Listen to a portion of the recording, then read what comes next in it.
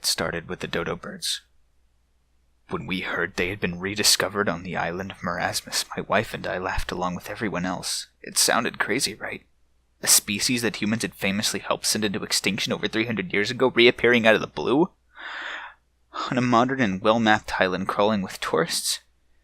Not just a few birds hiding in a tiny corner of the park somewhere, but thousands of them all over the place. For a global news story, it was a nice change of pace from the usual disasters in war. It made people smile, especially the citizens of Marasmus, who quickly made fortunes by exporting the eggs to anyone who wanted a taste of extinction. But soon enough, we all got a taste. When news about the dodos was overshadowed by other mysterious incidents, woolly mammoths appearing in China, a massive herd of bison flattened a small town in Kansas, whole sections of the Grand Canyon were only suddenly as deep as a stream. The pace quickened and strange events began to occur faster than anyone could keep up with. Amelia Earhart turned up safe and sound in Mexico. The ocean, near the Yucatan Peninsula, started to boil.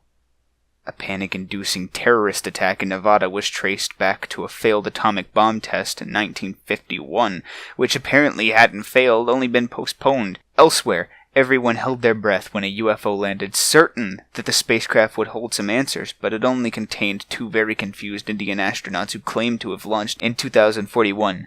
While all of this was happening, scientists were in high demand on television. "We can't explain the phenomenon yet," one of them admitted.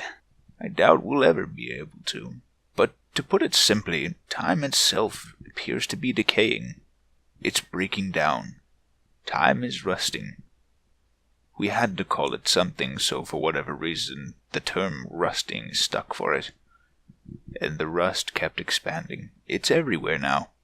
Not that now means anything anymore, of course. But while there are still big events like the glacier in Europe and in the vanishing pyramids, more and more often there are also tiny personal spots of time that flake unexpectedly. One of these rust spots happened to my wife. Shelley was pregnant. Then, without warning, the fetus was suddenly a middle-aged man.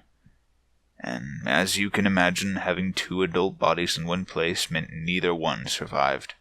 After that, I didn't care very much about anything. I figured that if time was going to go mad, then I would too. I even laughed just like I laughed at the dodos when the doctors diagnosed my own little rust spot. Oh, I don't have it so bad, not really. In fact, it's nice to know I was meant to last so long.